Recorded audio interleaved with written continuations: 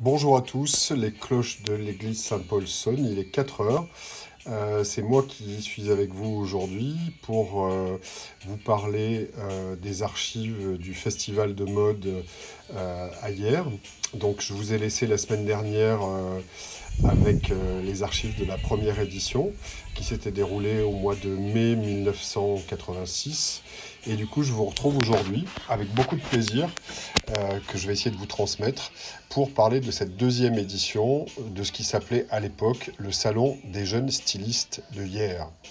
Donc je vous avais laissé la dernière fois en vous racontant un peu cette première édition, en vous disant surtout que j'avais rencontré deux personnalités absolument extraordinaires qui ont beaucoup compté pour moi, pour ma vie personnelle, ma vie professionnelle et pour le festival.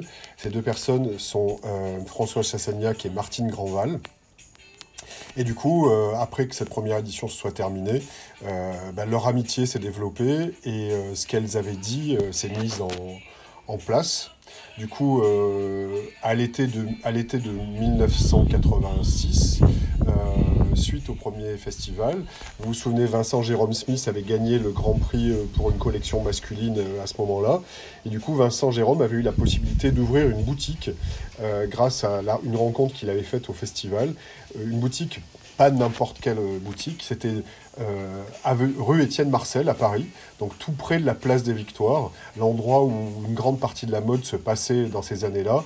Vincent Jérôme Smith ouvrait une boutique tout près de la place des Victoires, en face quasiment de Yoji Yamamoto, à 200 mètres de la boutique Comme des garçons, et tout près de la mythique boutique de Marité Françoise Girbaud, et à côté du magasin Victoire, dont François Chassagnac s'occupait des créateurs. Je me souviens très bien de l'inauguration de cette boutique, c'était assez irréel pour moi, parce que c'était rue Étienne Marcel, et qu'on inaugurait cette boutique en plein mois de juillet. Donc on avait fini le festival au mois de mai, et en juillet on inaugurait cette boutique à Paris, et c'était assez dingue. Et du coup, après l'inauguration de cette boutique, il y a eu un autre moment fort pour nous et pour le festival. Ça a été la rencontre de Christine Walter Bonini, grâce à la Fédération du prêt-à-porter masculin, et Claude Miseret, son président. Et du coup, nous avons obtenu un stand sur le salon de l'habillement masculin, le SEM, donc en septembre 1986, et on a pu y faire la promotion de la deuxième édition. Voilà un peu le contexte. Donc on prépare cette deuxième édition, on lance les appels à candidature, on reçoit pas mal de dossiers, et ce qui est une des premières surprises, euh, c'est qu'on reçoit des dossiers étrangers, alors qu'on n'en est qu'à la deuxième édition du festival. Et donc ça, c'est plutôt très enthousiasmant. Et l'autre chose nouvelle, c'est que la première édition, vous vous en souvenez, s'était déroulée dans une ancienne église désaffectée, l'église anglicane, qui était une propriété communale, qui est toujours une propriété communale d'ailleurs. Et du coup, le lieu était magnifique, beau, mais trop petit pour accueillir on pourrait dire déjà un peu les ambitions de ce très jeune festival qui s'appelait Salon des jeunes stylistes. Et du coup, on se met en quête d'un nouvel endroit. On aimait beaucoup, avec tous les gens qui organisaient le festival avec moi à cette époque, l'idée que le festival puisse être itinérant. Et du coup, grâce à des contacts divers et variés, on se retrouve à parler avec Monsieur Richard, qui était le propriétaire du garage Citroën, situé avenue du Nant à Hyères. Il se trouve que Monsieur Richard a été le papa d'un de nos camarades de la Villa Noailles, Alexandre Richard. Et que, du coup, on se retrouve dans ce lieu, ce garage désaffecté, qui allait devenir un centre commercial.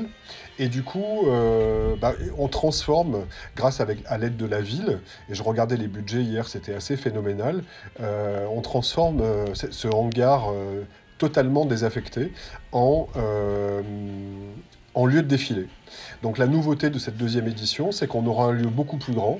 Vous allez le voir tout à l'heure sur les archives, assez beau. Enfin, ça m'évoque des très chouettes souvenirs. La grande nouveauté aussi, c'est que tous les créateurs auront des stands pour présenter leur collection et rencontrer d'éventuels professionnels et des acheteurs. Donc ça, c'est une grande nouveauté aussi. Et ce qui est, en remettant le nez avec Thomas Lequeux hier dans les archives que nous conservons à la villa, qui sont assez riches, je me rendais compte qu'il y avait un jury absolument impressionnant. Du coup, donc on est passé d'une toute petite organisation à, dès la deuxième année, à une organisation assez, je dirais, sans aucune autosatisfaction, mais assez spectaculaire, parce que dans le jury, eh bien, il va y avoir des gens qui comptent et qui existent toujours aujourd'hui. Donc je me souviens très bien de Christophe Héon, qui était le patron du groupe des Halles à cette époque-là, de Natacha Ferdinand, qui a beaucoup compté dans la réussite du festival aussi, qui était la directrice du bureau de style du Printemps à Paris.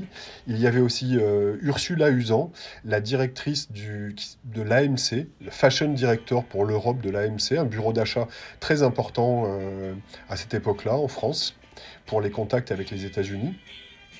Il y avait plusieurs journalistes, Laurence Botta du Vogue, Christine Lipins du Vogue aussi, Barbara Lebert pour un magazine qui a beaucoup compté pour moi au début du festival, qui était City, un magazine qui m'a fait aimer la mode et avec lequel j'ai beaucoup passé de temps au tout début du festival. Il y avait aussi, et ça c'est une petite anecdote que j'avais totalement oubliée, un monsieur qui s'appelait ou qui s'appelle monsieur Bertrand Guyon, qui était le directeur du prêt-à-porter de Nina Ricci. Et comme quoi, ce qui est marrant, évidemment, vous voyez pourquoi je parle de ça, avoir Nina Ricci dans le jury la deuxième année et avoir nos amis, nos amours de Lisli et Ruchemy à la tête de Nina Ricci aujourd'hui, c'est comme un petit clin d'œil que je voyais revivre comme ça hier en regardant les archives et qui m'a beaucoup plu. Et puis dans ce jury, ça c'est une des choses dont je voulais vraiment vous parler, il y a eu deux personnalités exceptionnelles. Une qui n'est plus de ce monde aujourd'hui, qui était Marie-Paul Gillis, la directrice du studio des Galeries Lafayette, donc déjà les Galeries Lafayette dès la deuxième édition. C'est Martine Grandval et François Chassagnac qui m'avaient mis en contact avec Marie-Paul Gillis. Marie-Paul Gillis, c'était quelqu'un, on pourrait dire, qui comptait beaucoup à cette période de la mode à Paris. Elle avait, comme François Chassagnac, un rôle très important. Et Marie-Paul Gillis, elle avait accepté de venir dans le jury. Et elle avait non seulement accepté, mais elle avait emmené avec elle, cette année-là, en 1987, un des créateurs, ce qu'on appelait les jeunes créateurs à l'époque, qui comptait le plus en France et en Europe, dans le milieu de la mode. Ce créateur merveilleux, avec qui j'ai beaucoup parlé ces derniers jours, ce qui était très émouvant de parler avec lui, 34 ans après, 34 ans après, pardon. Ce créateur merveilleux, c'est Jean-Rémy Domas. Il est installé à Cannes. C'est quelqu'un dont je garde un souvenir absolument inoubliable, par sa gentillesse, par sa générosité. Et figurez-vous que, donc, à cette deuxième édition du Festival d'hier, ce créateur qui était de la trempe des Jean-Paul Gaultier, Asdine Alaya, Thierry Mugler et autres, avait accepté d'être président du jury, d'être invité d'honneur, mais avait aussi accepté de défiler. Ce qui est complètement dingue, parce que défiler à hier, en 1987, c'est comme si aujourd'hui vous montiez un festival dans une petite ville de province française et que vous demandiez à Jacques Mus de venir faire un défilé et qu'il accepte. Vous voyez ? Ça serait à peu près la même chose.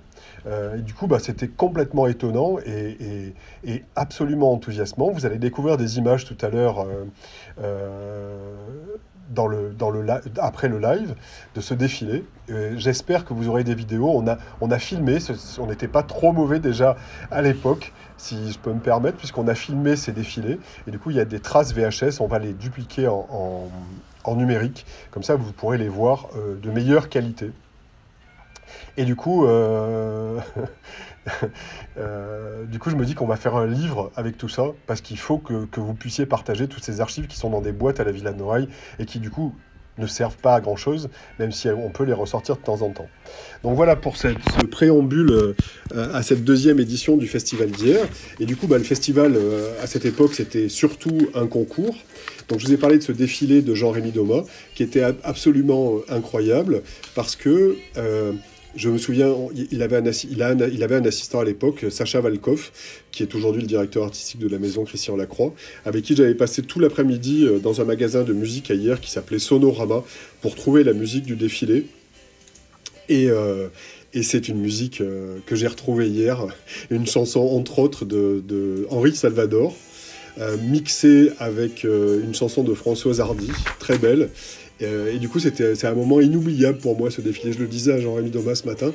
On a essayé de s'enregistrer une interview au téléphone, mais j'ai été mauvais en technique et du coup, ça n'a pas marché. Et du coup, c'est un vrai beau moment. Vous découvrirez des images tout à l'heure. Mais du coup, ce festival, c'est bien sûr C'est bien sûr un concours, comme c'est toujours le cas aujourd'hui. Et du coup, dans ce concours, en 1987, il y a eu des gens de talent. Il y a eu beaucoup de prix. Il y a eu un grand prix à un duo qui, à l'époque, vivait entre le Portugal et Menton, dans les Alpes-Maritimes, qui avait fait S-Mode Nice, avec beaucoup de talent. Ce duo s'appelait...